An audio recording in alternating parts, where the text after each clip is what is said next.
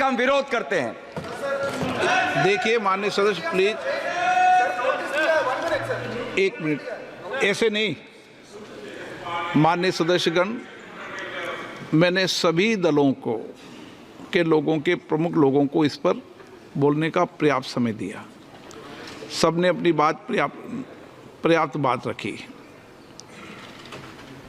अब मैं चाहूँगा कि मंत्री जी, माननीय मंत्री जी, इस पर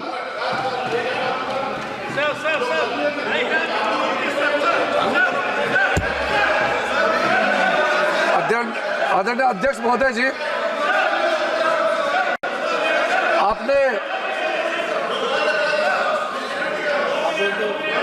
आपने कई इस सदन के मेंबर्स को इस महत्वपूर्ण बिल में उन्होंने जो नोटिस दिया उसको एडमिट करके बोलने का मौका दिया। सबसे पहले तो मैं इनका नोटिस क्यों स्टैंड नहीं करते हैं और जो भी पॉइंट्स उन्होंने यहाँ ऑब्जेक्शन के तौर पर रेज किया, यहाँ उसको एडमिट क्यों नहीं करना चाहिए, मैं संक्षेप में बताना चाहता हूँ।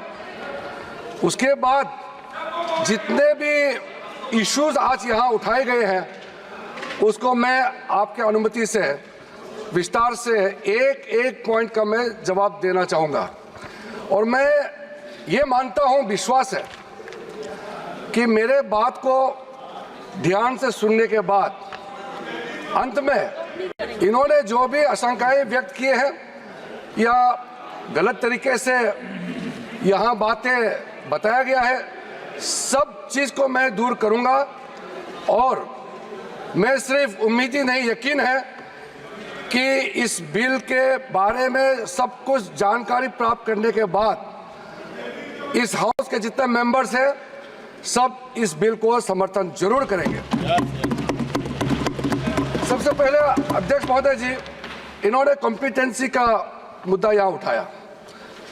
मैं पूरे जिम्मेदारी के साथ आपके माध्यम से सदन को बताना चाहता हूँ, इस बिल में जो भी प्रावधान है आर्टिकल 25 से लेकर के 30 तक किसी रिलीजियस बॉडी का जो फ्रीडम है उसमें कोई हस्तक्षेप नहीं किया जा रहा है, ना ही संविधान का किसी भी अनुच्छेद का इसमें उल्लंघन किया गया है।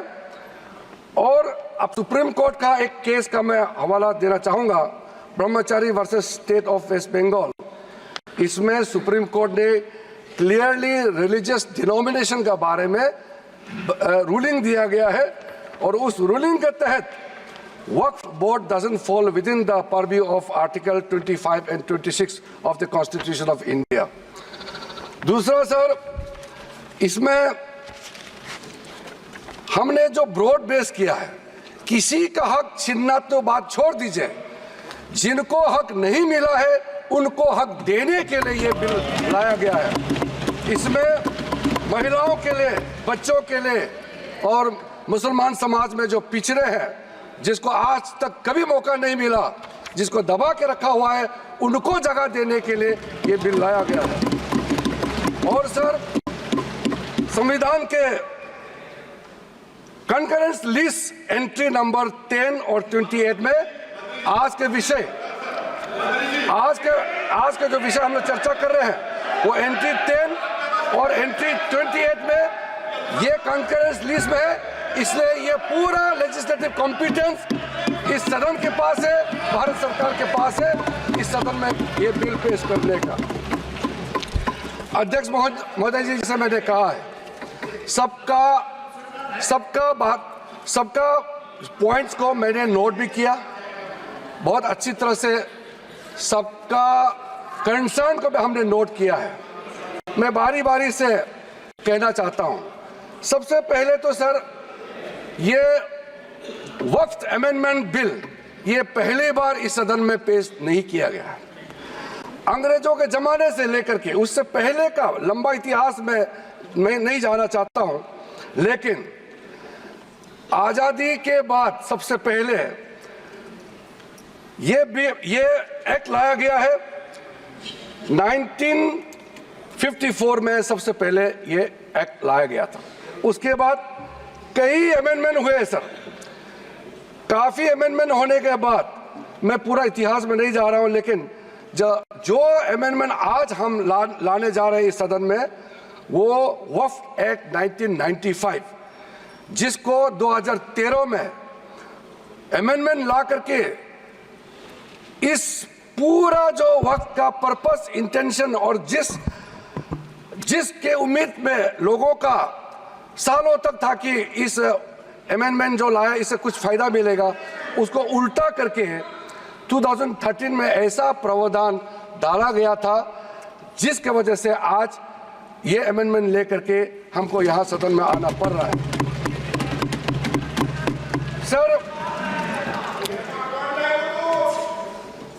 1995 का वक्फ अमेंडमेंट एक्ट में जो भी प्रावधान लाया गया था, उसको कई लोगों ने अलग अलग तरीके से उसका असेसमेंट किया, उसको देखा है कि वाकई 1995 का वक्फ अमेंडमेंट बिल क्या ठीक है, काफ़ी है, जिस पर्पस के लाया गया वो सर्व कर रहे हैं। कई कमेटियां, कई लोगों ने इसका पूरा एनालिसिस किया है सर। मैं उसका आपके सामने में अभी रखूंगा, लेकिन ये पाया गया है कि 1995 का वक्फ अमेंडमेंट एक्ट ये बिल्कुल असक्षम रहा है और जिस पर्पस के लिए एक्ट लाया गया है वो पर्पस सर्व नहीं हो रहे थे और कई गलतियां, कई खामियां इसमें पाया गया है। उसके लिए कुछ कदम उठाया गया है। मैं आज इस सदन में आपके माध्यम से खास करके कांग्रेस पार्टी को कहना चाहता हूं, ये अमेंडमेंट आज सरकार इस सदन में ला रहे हैं, एक तरीके से आप लोगों ने जो भी कदम उठाया है, आप लोगों ने जो भी चाहा है, वो आप नहीं कर पाया, वही चीज करने के लिए हम आज ये अमेंडमेंट प्रपोज किया गया है। अब जब मैं इसका विवरण दूंगा तो आप बिल्कुल सहमत होगा मैं जो आपके सामने में बात रख रहा हूं। और दूसरी बात, इसमें हम लोग सब चुने हुए प्रतिनिधि हैं। मैं अपना बात तर्क रखने से पहले ही बताना चाहता हूं, इस बिल का समर्थन कीजिए, करोड़ों लोगों का दुआ मिलेगा। अगर आप विरोध करोगे, चंद लोगों ने पूरा वक्फ बोर्ड को कब्जा करके रखा हुआ है और आम मुसलमान लोगों को जो न्याय इंसाफ नहीं मिला उसको सही करने के लिए ये बिल लाया गया है। इतिहास में दर्ज होगा कि ये बिल को कौन कौन समर्थन किया है और किसने विरोध किया है, ये इतिहास में नाम दर्ज होगा। इसलिए इस बिल का विरोध करने से पहले आप सोचिएगा, करोड़ों गरीब महिलाओं का, बच्चों का, गरीब मुसलमानों का। सर, सबसे पहले मैं सर जो खामियां ये 2014 से लेकर के आज तक ये 1995 अमेंडमेंट एक्ट के बारे में मैं सिर्फ नहीं कह रहा हूं, हमसे पहले कांग्रेस के जमाने में भी कई यहाँ इस मुद्दे को लेकर के कमेटियां और अलग अलग जगह में इसका विवरण किया गया है। सबसे पहले सर 1976 में वक्फ इंक्वायरी रिपोर्ट पेश किया गया था और 1976 वक्फ इंक्वायरी रिपोर्ट में जो बड़ा रिकमेंडेशन आया है मैं आपके सामने में पढ़ के सुनाना चाहता हूं। 1976 वक्फ इंक्वायरी रिपोर्ट में कहा गया है, सारा वक्फ बोर्ड्स जो है मुतवालिस के कब्जे में चले गए हैं, उसको डिसिप्लिन करने के लिए प्रॉपर कदम उठाया जाना चाहिए। 1976 वक्फ इंक्वायरी रिपोर्ट का दूसरा रिकमेंडेशन है, लिटिगेशंस और केसेस जो आपस में मतभेद इतना ज्यादा है उसको सरल करने के लिए ट्राइब्यूनल सिस्टम को गठन होना चाहिए, उस समय का रिकमेंडेशन था। फिर उसने तीसरे पॉइंट ये कहा कि ऑडिट और अकाउंट्स वक्फ बोर्ड में ऑडिट और अकाउंट्स का तरीका प्रॉपर नहीं है, उसका पूरा प्रबंधन होना चाहिए, ये उस समय का रिपोर्ट में कहा गया है। और आखिरी में it recommended the reforms in the category of वक्फ अल औलाद, बच्चों के लिए जो हम वक्फ देते हैं उसको सुधार लाना चाहिए, ये 1976 का रिपोर्ट में कहा गया है सर। उसके बाद सर जो हम आज थोड़ा विस्तार में जिसको मैं बताना चाहता हूं, दो कमेटियों के बारे में। ये दो कमेटी कांग्रेस के समय में ही बनाया गया था। सबसे पहले high level committee under justice Rajendra Sachar, ये सर 9 मार्च 2005 में गठन किया गया था। यूपीए का सरकार आ चुके थे और ये स्पेसिफिक मुसलमानों के लिए, उनके वेलफेयर के लिए ये गठन हुआ। और सच्चर कमेटी का जो रिपोर्ट है ये हम सब मालूम है, मैं सिर्फ रेलेवेंट पोर्शन आज इस सदन में बताना चाहता हूं। सच्चर कमेटी का जो पहला रिकमेंडेशन है, इसमें कहा गया है एनुअल इनकम जितना वक्फ बोर्ड का प्रॉपर्टीज है 4.9 लाख रजिस्टर्ड वक्फ प्रॉपर्टीज, ये सिर्फ 163 करोड़ ही आमदनी जनरेट होता है। ये किसी भी रूप से जस्टिफाई नहीं किया जा सकता है और इसको एफिशिएंट तरीके से, मार्केट तरीके से, जिस तरीके से मैनेज होना चाहिए सारा वक्फ प्रॉपर्टी को, अगर सही माने में उस समय उन्होंने कहा, उस सच्चर कमेटी ने, तो उस समय 12,000 करोड़ रुपया पर एनम मिलता है और उस समय जनरेट हो रहा था 162 करोड़। लेकिन मैं साथ साथ ये भी कहना चाहता हूं, क्योंकि वो कमेटी का रिपोर्ट है और मैं माइनॉरिटी अफेयर्स का मंत्री होने के नाते जो हम लोगों ने स्टडी किया है, टोटल 8,72,320 वक्फ प्रॉपर्टीज हमारा जो वामसी जो पोर्टल है उससे पूरा डिटरमिन नहीं किया जा सकता है, लेकिन उसका मार्केट वैल्यू सच्चर कमेटी ने जो कहा है उससे कई गुना अधिक होने का संभावना है। ये एक आम अंडरस्टैंडिंग की बात है, सबको मालूम है वक्फ के पास कितना प्रॉपर्टी है, वक्फ बोर्ड के पास, और कितना आमदनी है। दूसरा सर, सच्चर कमेटी का रिकमेंडेशन, सच्चर कमेटी ने, आप यूपीए का समय में ही आपने कमेटी का रिपोर्ट एक्सेप्ट किया, उसमें कहा गया कि अभी जो मौजूदा वक्फ बोर्ड है उसको ब्रॉड बेस किया जाना चाहिए। जो लोग मेंबर होते हैं, जो लोग इस कमेटी में, जिस वक्फ बोर्ड में है, उससे काफी नहीं है, इसलिए इसका ब्रॉड बेस होना चाहिए, रिप्रेजेंटेशन ज्यादा होना चाहिए। ये सच्चर कमेटी का रिपोर्ट का पहला नंबर पॉइंट है। इसमें सर दो महिला सेंट्रल वक्फ काउंसिल और स्टेट वक्फ बोर्ड्स में होना चाहिए, ये भी सच्चर कमेटी का ही रिकमेंडेशन है। सेक्रेटरी जो होते हैं सेंट्रल वक्फ काउंसिल का, वो joint secretary level government of India का उस स्तर का ऑफिसर होना चाहिए।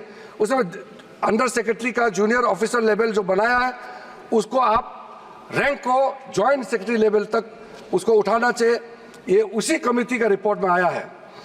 और जो स्टेट में वक्फ बोर्ड है उसमें क्लास 1 ऑफिसर होना चाहिए। सच्चर कमेटी ने सीधा ये कहा है कि प्राथमिकता महिलाओं और बच्चों को दिया जाना चाहिए। हम आज का जो बिल आपके सामने में पेश कर रहे हैं, ये उसी सच्चर कमेटी का रिपोर्ट के अनुसार 100% हम यहाँ आपके सामने में लाया जा रहा है। और आपको तो खुश होना चाहिए, ये कमेटी आपने बनाया सर। सर ये सर हमने शांति से इनकी बात सुना। अध्यक्ष महोदय जी, ये सीनियर मेंबर है, इस तरह से बीच में उनकी बोलना ठीक बात नहीं है, आपको तो नियम मालूम है।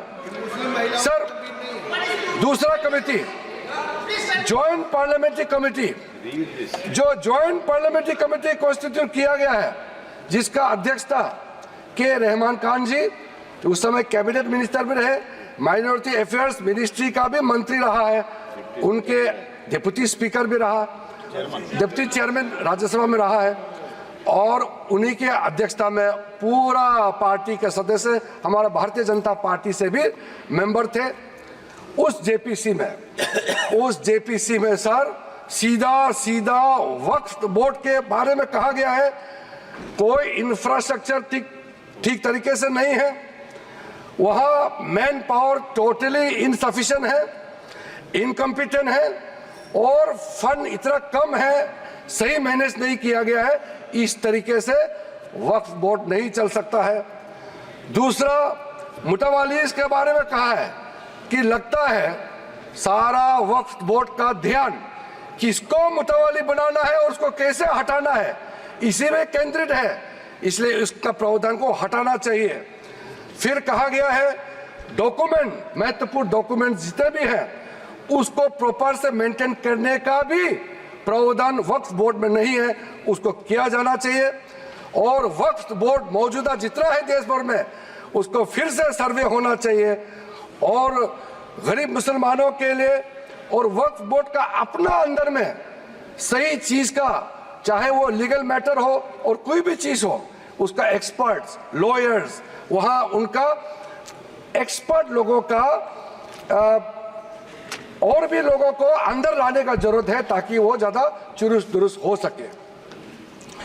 जॉइंट पार्लियामेंट्री कमेटी का और सजेशन है टोटल वक्फ बोर्ड को कंप्यूटराइजेशन करना चाहिए, डेटाबेस को सेंट्रलाइज करना चाहिए, और म्यूटेशन रेवेन्यू रिकॉर्ड में होना चाहिए जितना भी वक्फ बोर्ड का प्रॉपर्टी है। ये सचर कमेटी ने जॉइंट पार्लियामेंट्री कमेटी ने रिकमेंड किया।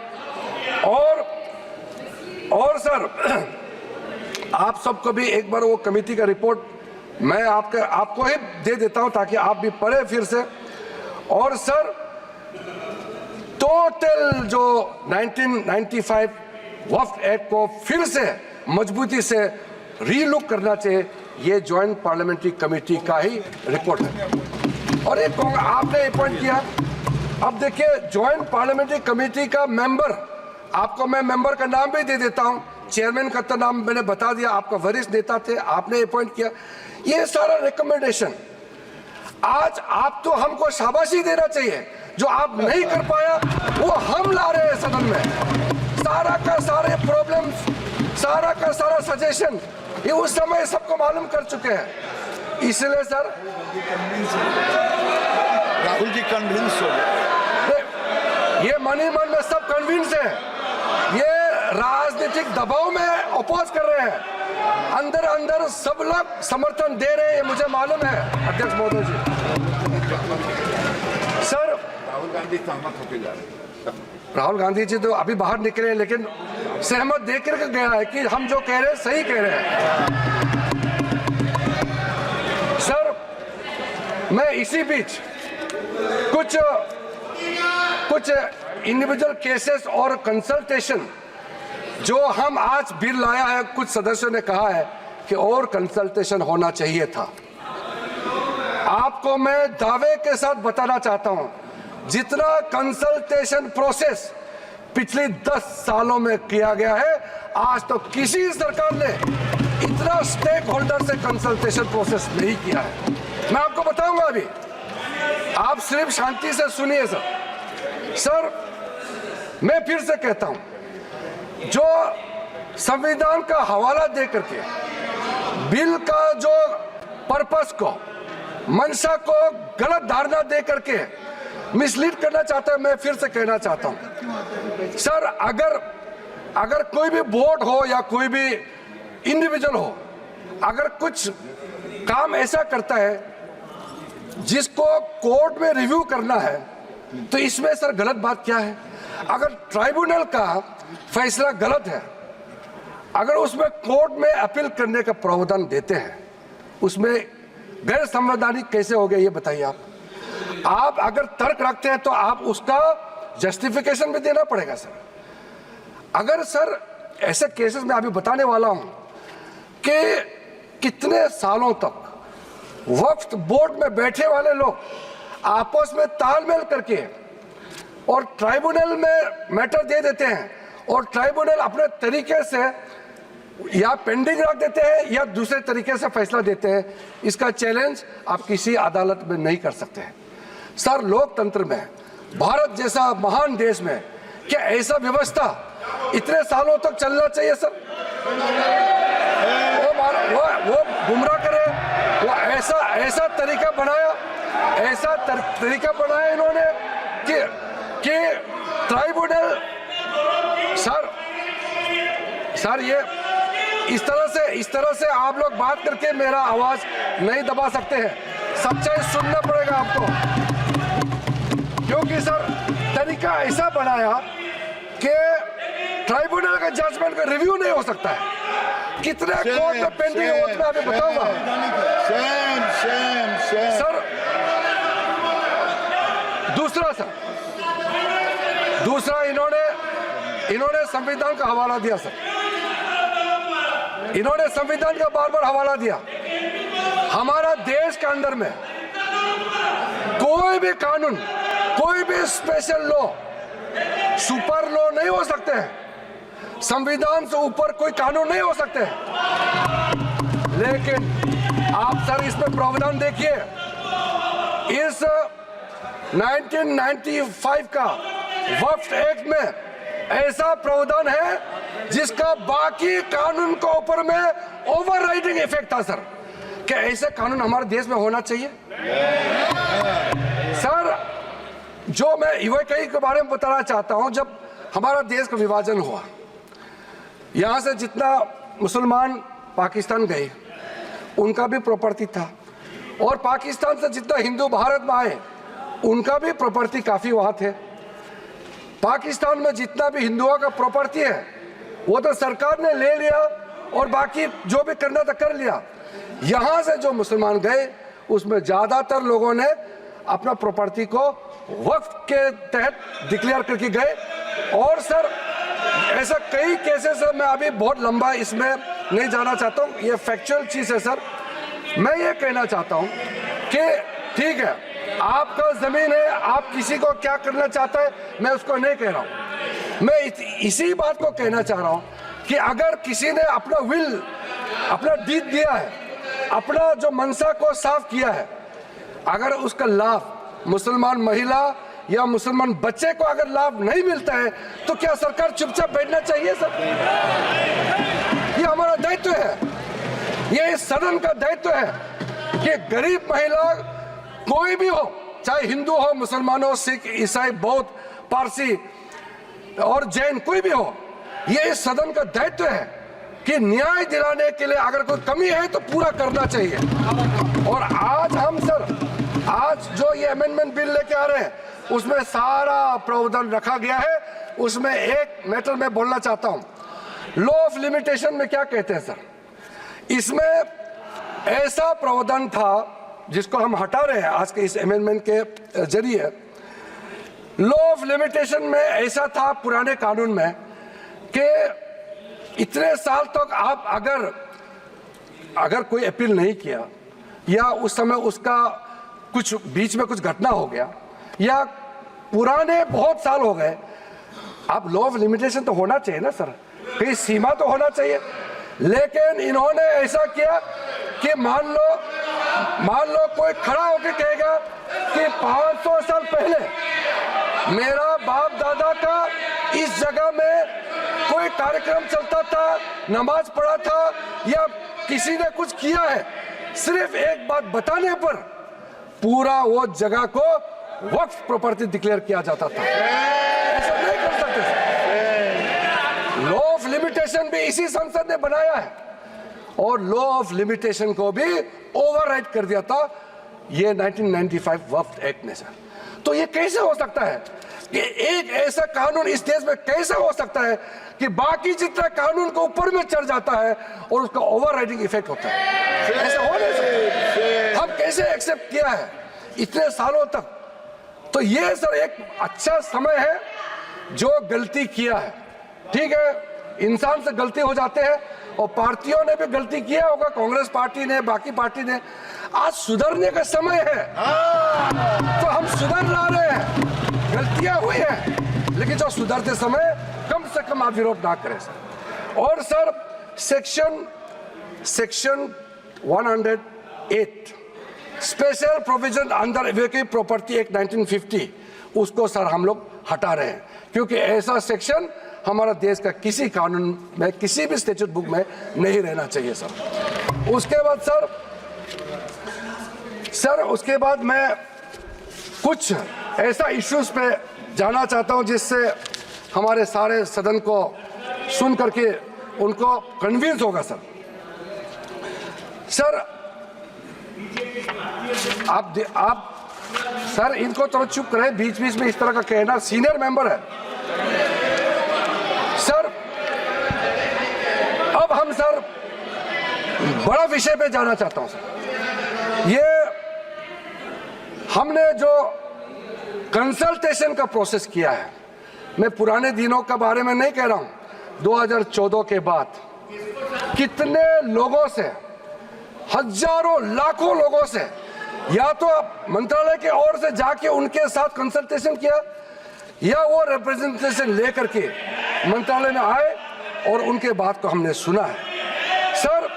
पिछले एक साल के अंदर में, पिछले सिर्फ एक साल के अंदर में online complaint 194 complaints related to encroachment and illegal transfer of वर्क लैंड, एक साल के अंदर में। और 93 complaint against Waqf board officials and 279 एक जनरल कंप्लेंट, ये ऑनलाइन हमारे पास में पोर्टल में आया है। उसके बाद सर आज सर ये एक समुदाय का बात मुसलमानों को गुमराह करके यहां बात रखा जा रहा है। कल देर रात तक मेरे पास में मुसलमानों का डेलीगेशन आते रहा और हमसे पहले भी कितने लोग मिले हैं। और इसको आप ये सोचते हैं कि क्या सर, ये क्या बोहराज कम्युनिटी का संख्या कम है, इसके लिए ये महत्व नहीं देंगे क्या सर? अहमदिया ये कम संख्या है, इसलिए क्या उनका सोच, उनका प्रॉब्लम्स का नजरअंदाज करेंगे सर? आगा खानी संख्या कम है, क्या उसके बात को नहीं सुना जाना चाहिए सर? एक कम्युनिटी डोमिनेशन करके अगर छोटे छोटे लोगों को कुचल देंगे तो फिर हम इस सदन में बैठ करके हम न्याय कैसे दे सकते हैं? इसलिए ये एक तरफा आवाज उठा करके पूरा मुसलमान के नाम से ये लोग एक तरफा, ये कुछ चंद लोगों का आवाज यहाँ आज बुलंद कर रहे हैं इस सदन में सर।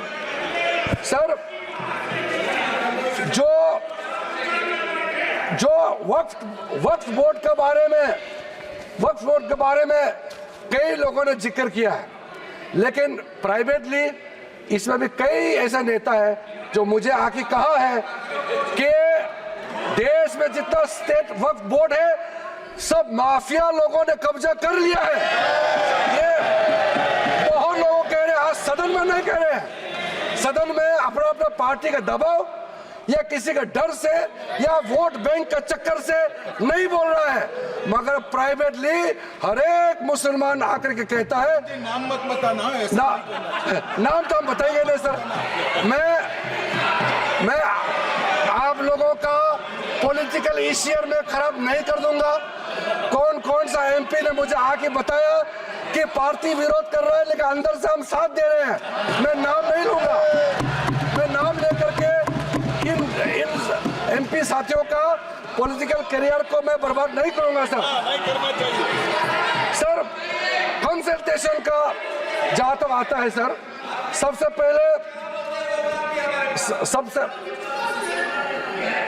बस हो गया सर।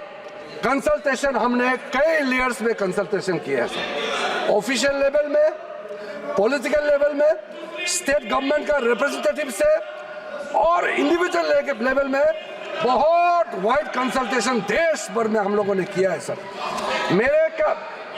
मुझे इस मंत्रालय में आए हुए अभी लगभग 2 महीने हुए हैं, लेकिन जो कंसल्टेशन प्रोसेस हमारे से पहले जो मंत्री थे इस मंत्रालय के, सब लोगों ने बहुत बारीकी से समस्याओं का भी पहचान किया और कंसल्टेशन प्रोसेस भी बहुत ब्रॉड बेस किया है सर। कुछ कंसल्टेशन के बारे में मैं आपको जरूर बताना चाहता हूं सर। 2015 के बाद एक्टिव कंसल्टेशन का प्रोसेस शुरू हुआ है। ऐसा मत सोचिए ये 2024 में वक्फ बोर्ड अमेंडमेंट बिल लेकर के अचानक आया, मत सोचिए। ये मैं आपको बताने वाला कितना एक्सटेंसिव एक्सरसाइज कंसल्टेशन करके आज ये बिल आपके सामने में पेश कर रहे हैं सर। इसमें सर अलग अलग समुदाय के जितना मैंने नाम लिया सर, अहमदियास है, बोहरास, पसमंदास, आगा खानीज, वुमेन रिप्रेजेंटेटिव्स और जितने पिछड़े मुसलमानों के अंदर में सबसे लेकर के 19 स्टेट और यूनियन टेरिटरी के वक्फ बोर्ड के चेयरमैन, सीईओस और उनके और भी ऑफिशियल रिप्रेजेंटेटिव सबसे बात शुरू किया है सर। 2015 में पटना में कंसल्टेशन प्रोसेस किया, फिर उसके बाद में 16 अप्रैल में नई दिल्ली में, फिर 12 तारीख अक्टूबर 2015 में श्रीनगर जम्मू कश्मीर में इसका कंसल्टेशन का बैठक हुआ। उसके बाद 2015 में 11 नवंबर का दिल्ली में, फिर उसके बाद 7 जनवरी 2017 में फिर दिल्ली में, 8 मार्च 2018 दिल्ली में, इस तरीके से फिर 13 जुलाई 2023 में मुंबई में, उसके बाद 2024 जुलाई 23 में फिर लखनऊ में, उसके बाद फिर 7 नवंबर 2023 नई दिल्ली में सर। और ये जो प्रोसेस है लखनऊ यूपी में, लखनऊ उत्तर प्रदेश में ही है अखिलेश जी, लखनऊ उत्तर प्रदेश का राजधानी है सर।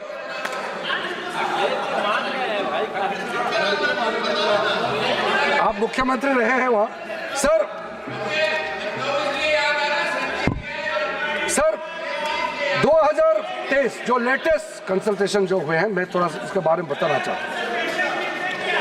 इसमें सर जनरल पब्लिक जो आम मुसलमानों के साथ चर्चा हुई, क्योंकि हमारा मंत्रालय ने खुले मन से कहा कि इंडिविजुअल लेवल में भी आपका कोई इश्यू है, आप आ सकते हैं, आप बात रख सकते हैं, मंत्री के साथ मुलाकात कर सकते हैं और अधिकारियों के साथ आप मिल सकते हैं।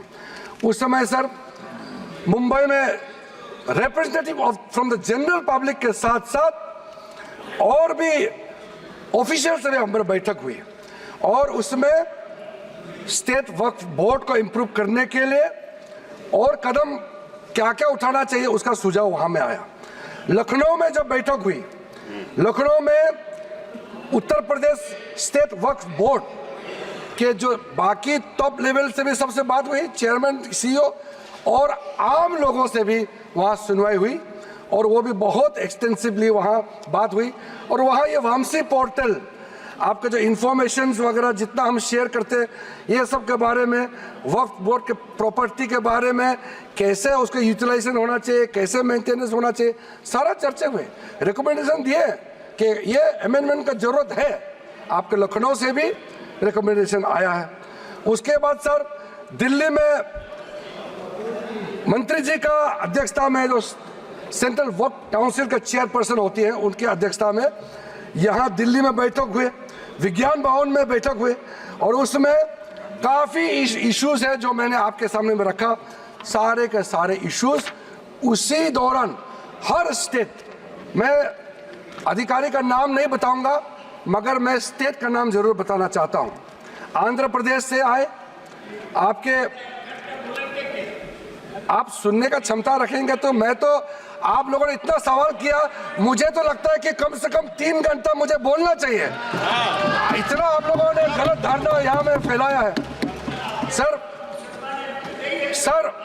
आंध्र प्रदेश, असम से, बिहार में सुन्नी वाला आए, दिल्ली का, गुजरात, हरियाणा, हिमाचल प्रदेश, जम्मू कश्मीर, कर्नाटका, मध्य प्रदेश, महाराष्ट्र, उड़ीसा, पंजाब, राजस्थान, तमिलनाडु, त्रिपुरा, तेलंगाना, उत्तराखंड, और उत्तर प्रदेश का शिया और उत्तर प्रदेश सुन्नी दोनों इस बैठक में पार्टिसिपेट किया और पूरा डिटेल में ये जो आज हम अमेंडमेंट बिल लेके यहाँ आए हैं, ये सारे चीजें आपके हर एक स्टेट का जब आपका प्रतिनिधि आए सभी ने ये कंसर्न रेज किया है और उसी को एड्रेस करके आज आपके सामने में मैं लेखा जोखा पेश कर रहा हूं सर। और सर मैं आपको ये भी बताना चाहता हूं कि ये जो वक्फ बोर्ड के बारे में आप जो बचाने का इतना जो कोशिश कर रहे हैं, इनका खिलाफ पूरा मुसलमान समाज के अंदर में वक्फ बोर्ड का जो मैनेजमेंट है और ट्राइब्यूनल के खिलाफ भी कितना आक्रोश है आपको अंदाजा नहीं है। इसमें सर इंडिविजुअल केसेस, मैं कुछ केसेस आपको सामने मैं जरूर बताना चाहूंगा ताकि वो दर्द आप भी महसूस करें। सर जो कुछ केसेस मैं आपके सामने में लाना चाहता हूं वो आप सबको जानना चाहिए एक इंसान होने के नाते। सबसे पहले तो अहमदियास की ओर से कई रिप्रेजेंटेशन जो मेरे पास आए हैं, हमारा मंत्रालय में जो है उसमें खास करके स्टेट वक्फ बोर्ड कर्नाटका, केरला, तेलंगाना और तमिलनाडु, यहाँ से जो रिप्रेजेंटेशन आया है वो हमारा सेंट्रल वक्फ काउंसिल में भी केस है और नेशनल कमीशन फॉर माइनॉरिटीज यहाँ में भी इस केस को दर्ज किया गया है और वो चल रहा है, इसलिए मैं उस पर डिटेल में अभी मैं कहना नहीं चाहता हूँ। दूसरा सर एक इंडिविजुअल केस है बोहरा समाज का सर। मुंबई में एक ट्रस्ट है, 1944 में उस समय हाई कोर्ट ने सेटल कर दिया गया सर, उसका स्टेटस साफ करके रखा हुआ है और आप लोग सब जानते हैं दाऊद इब्राहिम का नाम, वो उसके आसपास वहाँ रहते थे और वो प्रॉपर्टी सेटल हो चुके हैं और बाद में माननीय प्रधानमंत्री नरेंद्र मोदी जी आने के बाद महाराष्ट्र के लिए बहुत बड़ा काम शुरू किया और एशिया का लार्जेस्ट क्लस्टर डेवलपमेंट स्कीम का उसी जगह में लॉन्च किया गया है। और ऐसा समय में जो आदमी इस प्रॉपर्टी से कोई लेना देना नहीं, गुजरात में किसी एक ने इस प्रॉपर्टी के खिलाफ में वक्फ बोर्ड में कंप्लेंट कर दिया और फिर वक्फ बोर्ड ने नोटिफाई कर दिया इस चीज को। अब आप सोचिए सर, जो आदमी ना वो शहर में रहता है, ना इतिहास में उस प्रॉपर्टी से कोई लेना देना है, ना वो राज्य में रहता है, कहीं और का है और एक डेवलपमेंट प्रोजेक्ट को कंप्लेन करके वक्फ बोर्ड के माध्यम से इंटरफेयर करके डिस्टर्ब किया। आप सोच के देखिए, और वो कम्युनिटी के लोग जो हमसे मिलने आते हैं उसका दिल के अंदर में कितना दर्द होता होगा। मैं मिलने का समय में मुझे समझ में आ गया था कि ये इसका क्यों सॉल्यूशन नहीं हुआ। दूसरा सर, ये मीडिया में भी सर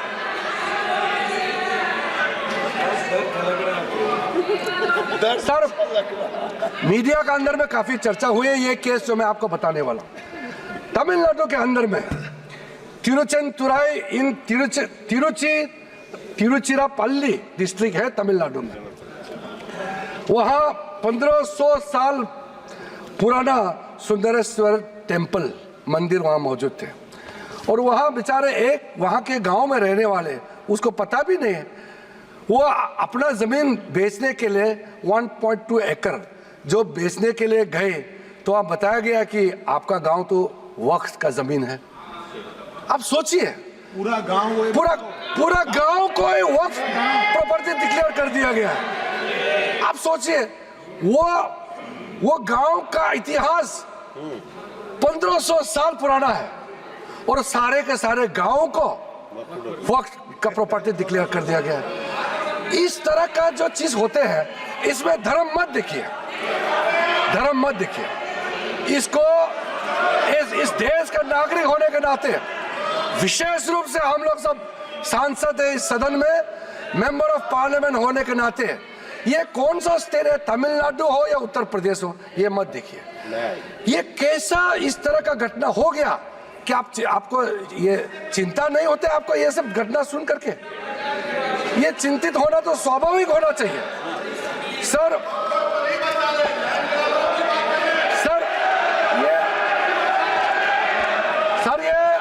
ये सुन नहीं पा रहे हैं और विषय को भटकाने के लिए तरह तरह का बातें यहाँ किया जा रहा है। सर सूरत म्युनिसिपल कॉर्पोरेशन के बारे में सोचिए, ये सब कोई प्राइवेट लैंड तो है ही नहीं। सूरत म्युनिसिपल कॉर्पोरेशन का पूरा हेडक्वार्टर को वक्फ प्रॉपर्टी डिक्लेयर कर दिया गया है। आप सोचिए सर, ये कैसे कर सकता है? आप सोच सकते हैं क्या? देखिए, मैं बाय डेफिनेशन मैं एक बौद्ध हूं, मैं हिंदू भी नहीं हूं, मैं मुस्लिम भी नहीं हूं, मैं क्रिश्चियन भी नहीं हूं, लेकिन मैं सब धर्म को मानता हूं। लेकिन इसको आप लोग बार बार धर्म को लेकर के मत देखिए। कोई भी इस देश का नागरिक, सरकारी जो म्युनिसिपल कॉर्पोरेशन क्या किसी का प्राइवेट प्रॉपर्टी है? हो सकता है। म्युनिसिपल प्रॉपर्टी का जमीन आप कैसे वक्त डिक्लेयर कर सकते हैं सर? सिट डाउन राजा। आप बैठिए, डिस्टर्ब मत कीजिए, फायदा नहीं है। मैं अभी यील्ड नहीं करूंगा सर। मैंने शांति से आप लोगों का बात सुना है सर। कर्नाटका स्टेट का तो कमाल है सर। आप सुनिए ध्यान से। कर्नाटका स्टेट का 2012 में कर्नाटका माइनॉरिटी कमीशन का रिपोर्ट का सुनिए। जो रिपोर्ट मेरे सामने में आए हैं 2012 में कर्नाटका स्टेट माइनॉरिटी कमीशन के रिपोर्ट में कहा गया कि कर्नाटका वक्फ बोर्ड ने 29,000 एकर्स ऑफ लैंड को कमर्शियल पर्पस में कन्वर्ट कर दिया। और इसको अगर आप हिसाब किताब करोगे तो आप समझ सकते हैं। लेकिन सबको मालूम है वक्फ प्रॉपर्टी को किस पर्पस में आप इस्तेमाल कर सकता है। ये रिलीजियस पर्पस के लिए, चैरिटेबल पर्पस के लिए और पायस पर्पस के लिए यूज कर सकते हैं। लेकिन आप मनमानी कर रहे हैं। तो एक कर्नाटका स्टेट वक्फ बोर्ड का इतना मनमानी कर रहे थे तो कम से कम बाकी तो नहीं सही, कम से कर्नाटका से सीधा कांग्रेस एमपी तो कम से कम बोले ना इसमें। ये आंखों के सामने में इतना बड़ा घपला हो रहा है सर। एक इंडिविजुअल केस फिर मैं साइड करना चाहता हूं। डॉक्टर बारिये बुशरा फातिमा का केस सर, ये लखनऊ का है अखिलेश जी। ये चिंता नहीं करो। और ये शायद आप मुख्यमंत्री थे तो उस समय ये आपको किसी ने बताया नहीं क्या? बेचारे वो महिला अपने बच्चे के साथ में किस मुश्किल हालात में जी रहे हैं, किस मुश्किल हालात में जी रहे हैं। लेकिन अगर हम वक्फ बोर्ड का जो अभी सिस्टम है अगर अमेंडमेंट नहीं किया गया तो जो प्रॉपर्टी इनका पिताजी जो अगर गुजर जाएंगे तो ये सारा प्रॉपर्टी उसको और उसको बच्चे को नहीं मिलेंगे। तो क्या हम इंटरवेन नहीं करना चाहिए ऐसे समय में? उनको इंसाफ देने के लिए क्या हमको कदम नहीं उठाना चाहिए? तो इसीलिए सर ये इसमें आप धर्म को मत जोड़िए, इंसाफ की नजर से देखिए सर। सुन तो लो। देखो ये कांग्रेस वाले का यही प्रॉब्लम है। सवाल उठाया और जब मैं क्लैरिफिकेशन दे रहा हूं फिर बताते हैं कि इसको कमेटी में चर्चा करेंगे। सर इल्जाम लगा करके भागने का कोशिश मत करो सर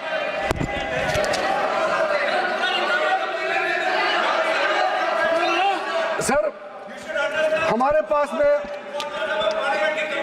मैं समझता हूं पार्लियामेंट्री कमेटी में। देखिए सर अध्यक्ष महोदय, मेरा जवाब के बाद हम क्या करना है आपके परमिशन से, हाउस का सेंस से लेकर के आगे हम बढ़ेंगे। मगर जो इन्होंने इतना मेंबर्स आपके परमिशन के बाद बोला, झूठे बातें प्लस भ्रम फैलाया, असत्य बात के असत्य है, ठीक है।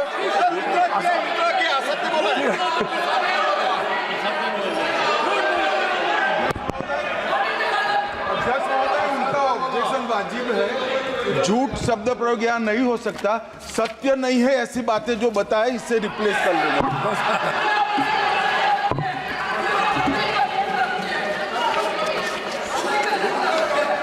सर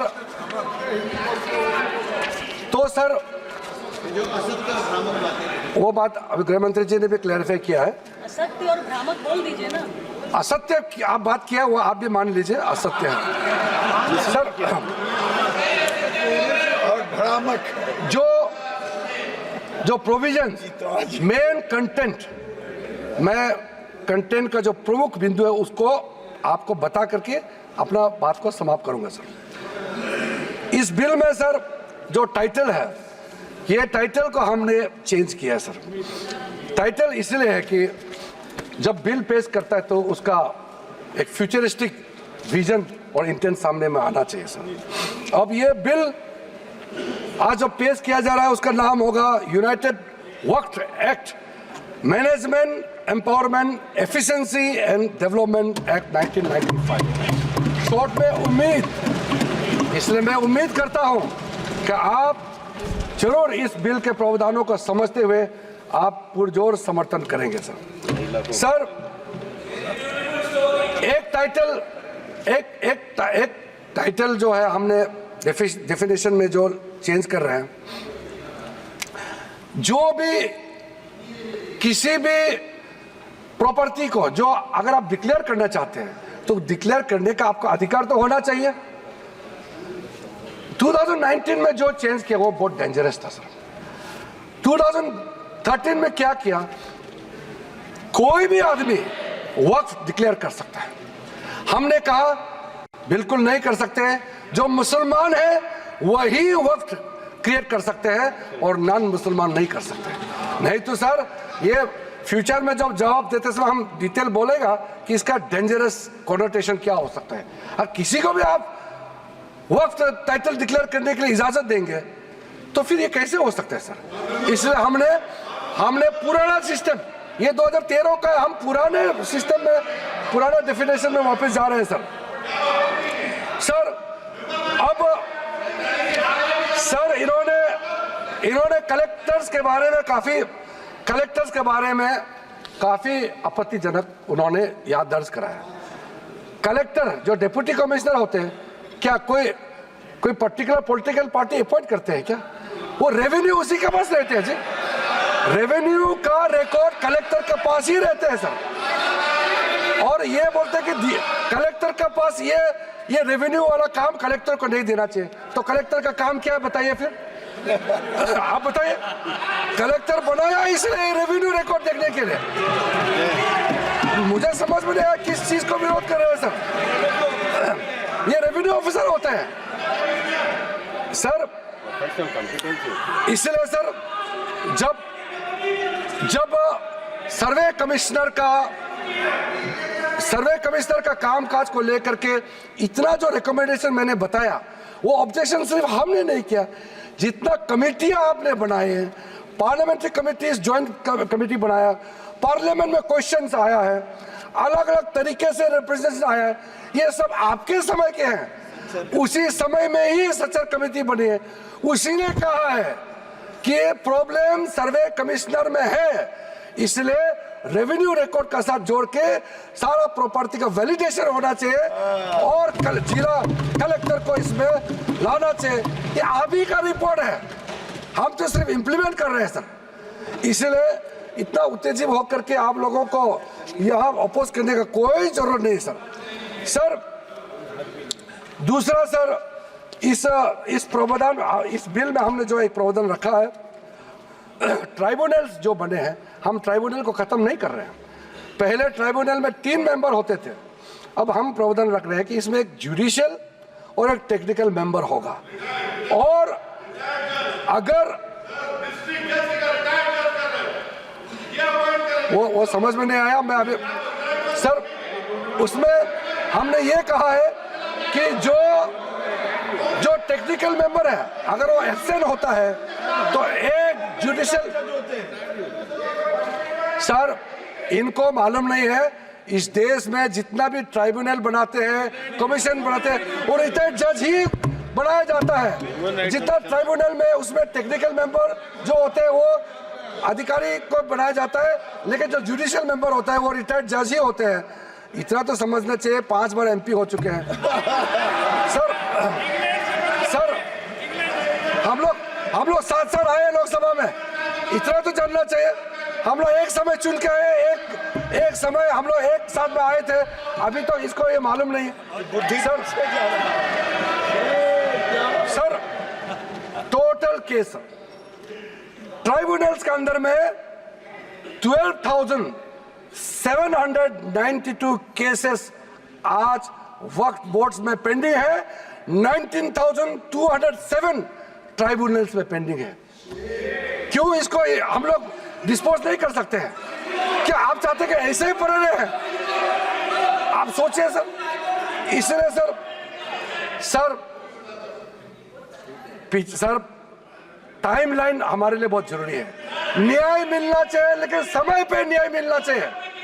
इसीलिए सर इस नए बिल में प्रावधान किया, मैं सदन में आपके माध्यम से रखना चाहता हूं।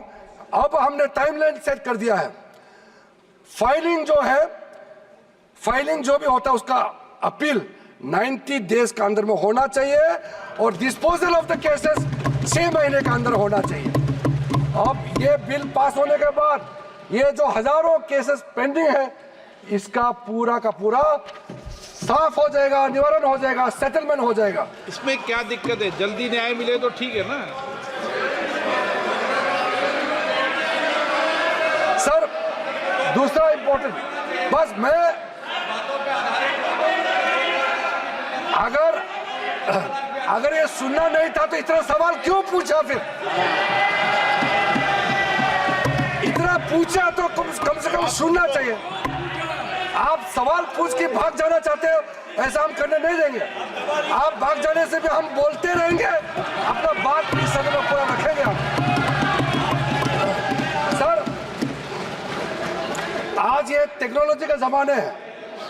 वक्फ बोर्ड में टेक्नोलॉजिकल इंडक्शन ये अनिवार्य है।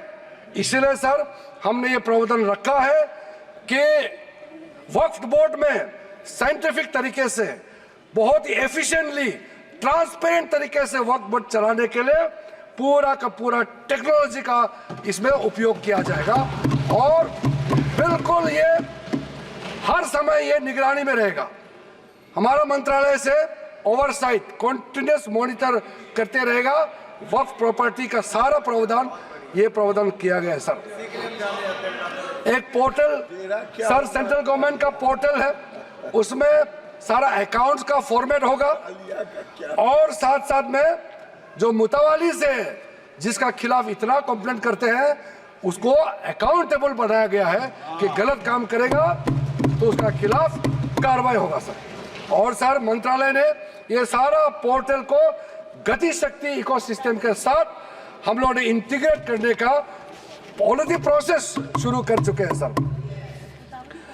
सर एक बहुत महत्वपूर्ण जो मैं कहते हुए मुझे अच्छा लग रहा है, अब जो नया बोर्ड होगा सर, सेंट्रल वक्फ काउंसिल और स्टेट वक्फ बोर्ड होगा, इसमें महिलाओं का रिप्रेजेंटेशन अनिवार्य हो गया है।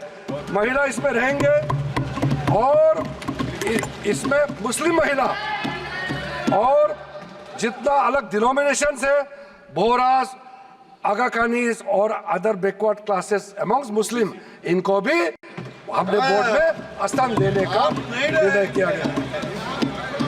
अब हम लोग सब यहाँ मेंबर ऑफ पार्लियामेंट है।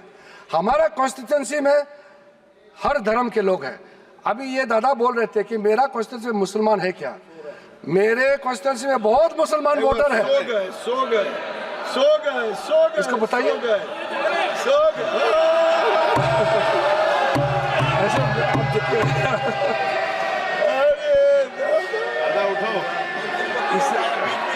इसलिए मैंने कहा ना दादा, आप हर समय मत बोलिए, नींद आ जाएगा आपको।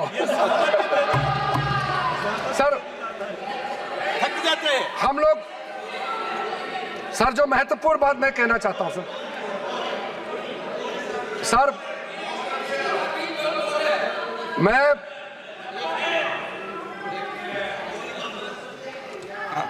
कोई स्पीच हो तो फिर सो जाओ क्या सदन में?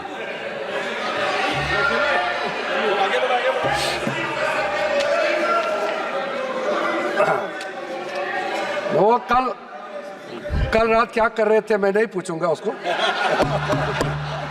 सर,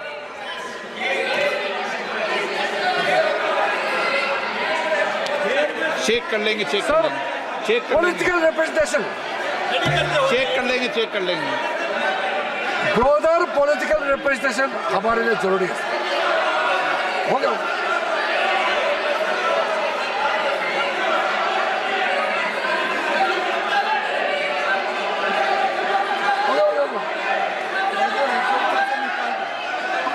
उसको निकाल दीजिए सर।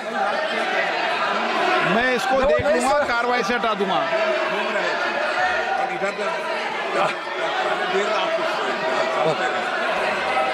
और रात भर पढ़ रहे थे, किताब पढ़ रहे थे, मैं क्या कर सकता हूँ? मैंने उसको कार्रवाई से हटा दिया है, प्लीज।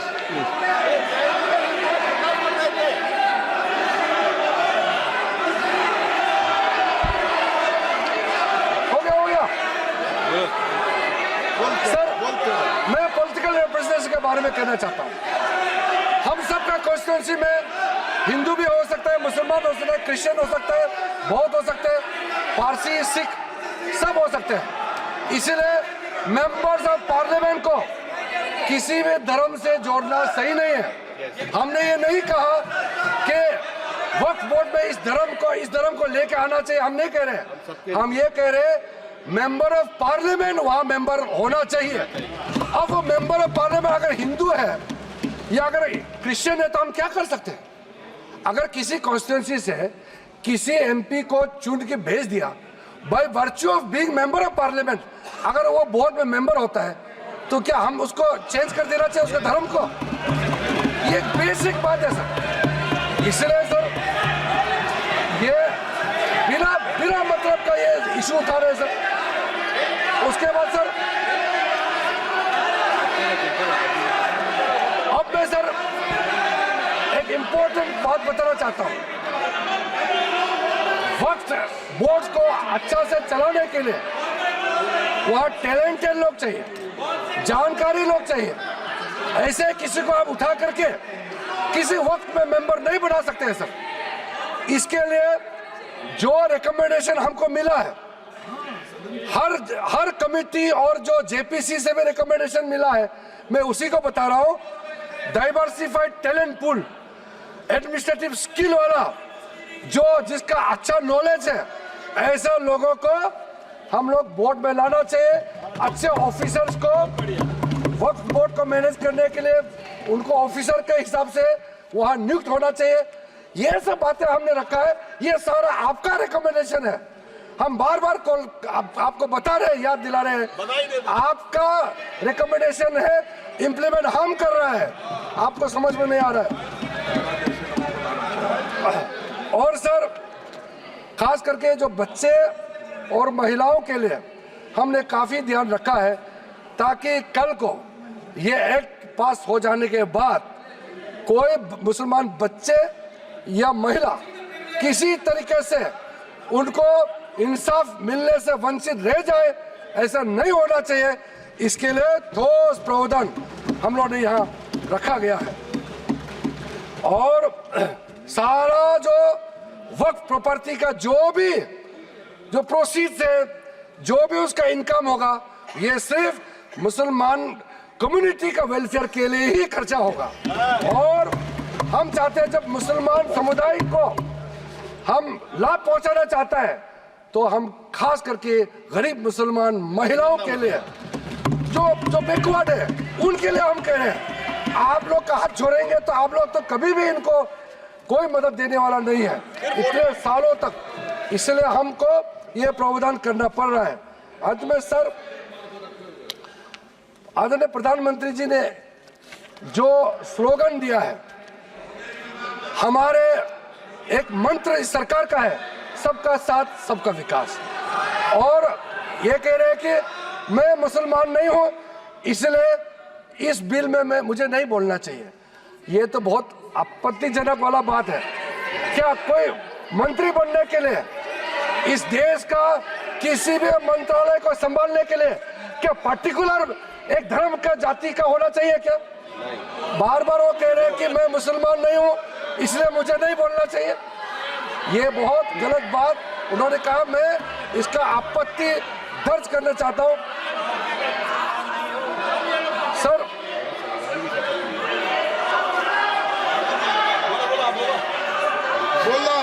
इसलिए सर इस बिल को इस सदन में रखते समय मुझे बहुत ही खुशी तो मिल रही है, साथ साथ में एक भावना भी है मेरे मन में कि एक नॉन मुस्लिम, मैं खुद माइनॉरिटी हूँ, नॉन मुस्लिम हूँ, लेकिन मुसलमानों का वेलफेयर के लिए ये बिल रखने का मौका मिल रहा है। ये मेरे लिए एक सौभाग्य की बात है। आदरणीय प्रधानमंत्री जी का आशीर्वाद से इतना एक भला काम करने का जो मौका मिला है, ये हर आदमी को ये मौका नहीं मिलता है। इसलिए मैं अपने आप को मैं बहुत ही भाग्यवान मानता हूँ, क्योंकि हर रोज हम लोग काम करते हैं इस सदन में बैठ करके 12 बजे तक, रात तक हम लोग डिबेट डिस्कशन करते हैं। कभी कभी ऐसा मौका मिलता है जो सदियों तक याद रखेगा कि ऐसा काम किसी सरकार को, किसी मंत्री को बात रखने का मौका मिलता है। सर मेरे पास और भी पॉइंट बहुत है, लेकिन जैसे हमारे कांग्रेस के साथियों ने और कई लोगों ने भी रिक्वेस्ट किया है, मैं मानता हूं कि जो प्रमुख रूप से जो मुद्दा, जो ऑब्जेक्शन रेज किया गया, उसका हमने रिप्लाई कर दिया गया है।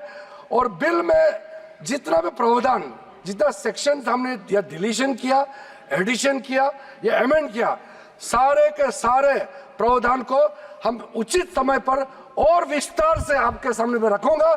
ये मेरा आखिरी भाषण नहीं है। इसलिए आप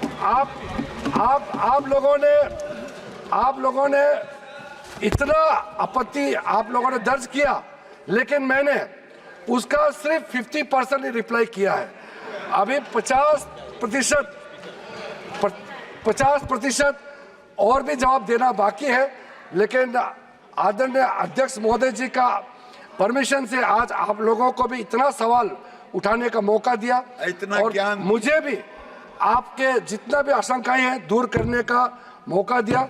अध्यक्ष महोदय जी, इसी शब्दों के साथ मैं आपसे अनुमति चाहता हूं कि इस बिल को मैं इस सदन में इंट्रोडक्शन के रूप में पेश करूं।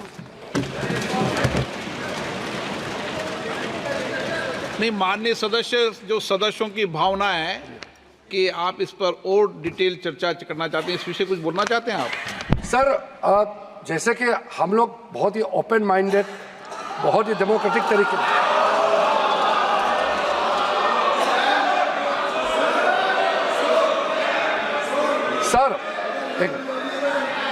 सर ये जो इनका बर्ताव है, इसको देख करके मैं एक बात कहना चाहता हूँ। हम तो नए एमपी बन के आए थे, हम पीछे बैठते थे पुराने सदन में। जब यूपीए का नया सरकार बना था, हम लोगों ने कुछ रिक्वेस्ट किया, और सदन में उनके नाम नहीं लेना चाहता हूं, जो सीनियर लीडर है, उन्होंने सदन में उठ के कहा आप लोग का काम अपोज करना है, लेकिन सरकार सुने ना सुने सरकार का मर्जी है। उस समय आप लोग कहते थे। आज हम इतना खुले दिल से कह रहे हैं कि आपने रिक्वेस्ट किया, सारा सदन सबने कहा कि इस बिल पे और भी चर्चा होना चाहिए, स्क्रूटनी होना चाहिए। क्यों नहीं? हम इसके लिए भागने वाला नहीं है, क्योंकि इसमें हमारा मनसा साफ है, हमारा कदम साफ है। किस चीज से डरना है? किसी भी कमेटी में जाके इसको स्क्रूटनी करना है, हम स्वागत करते हैं सर, इसमें पीछे हटने का सवाल नहीं है। जब हम छुप के कोई गलत काम करता है तब भागते हैं, हम भागने वाला नहीं है। इसलिए अगर किसी कमेटी में जाना है, हम सर अपने सरकार की ओर से हम पक्ष रखना चाहते हैं कि ज्वाइंट पार्लियामेंट्री कमेटी गठन करके इस बिल को रेफर किया जाए, और फिर ऑल पार्टी अपने संख्या के हिसाब से वहां पे विस्तार से चर्चा करें, और स्टेक होल्डर से बुला करके जो भी सुनना है आप इस कमेटी को अधिकृत रूप से यहाँ से आप पास कर दीजिए। और भविष्य में हम खुले मन से इस तरह का आपका सजेशन हम जरूर सुनेंगे, लेकिन देश के लिए जो सही है हम जरूर करेंगे। इसी बातों के साथ आपको बहुत बहुत धन्यवाद देना चाहता हूँ। प्रश्न ये कि विधेयक को पुनर्स्थापित करने की अनुमति प्रदान की जाए। जो सदस्य इसके पक्ष में आ गए, जो सदस्य विरोध में ना गए, मेरे विचार में निर्णय हाँ वालों के पक्ष में, हाँ वालों के पर अनुमति प्रदान किया दे। अब माननीय मंत्री जी विधेयक पुनर्स्थापित करें। Sir, I introduce the bill.